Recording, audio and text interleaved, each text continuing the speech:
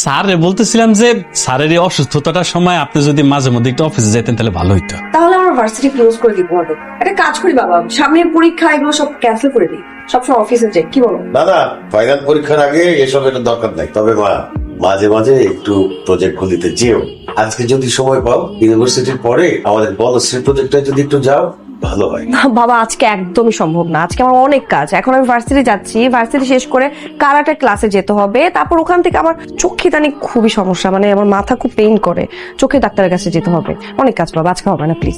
আপামনি কোন ডাক্তারের কাছে যাবেন? কি আশেপাশে কি ভালো ডাক্তার আছে, মানে এখনো সার্চ করি নাই, সার্চ করে আরে কি কি বলতেছেন? সার্চ করতে হবে কেন? এই যে আপামনি, this is the best doctor. Doctor পরিচিত? জি, আমার একমাত্র ভাগিনা ডাক্তার সাবিত খুব ভালো ডাক্তার, সর্বোচ্চ নাম্বার পেয়ে পরীক্ষায় ফার্স্ট হয়ে ডাক্তার হয়েছে। কিছুদিন পরেই বাইরে চলে যাবে হায়ার স্টাডির জন্য। তোমার ভাগিনা ডাক্তার না? জি স্যার, ছেলেটা যে কত স্যাক্রিফাইস করছে জীবনে ডাক্তার হওয়ার জন্য স্যার। কি স্যাক্রিফাইস করতে?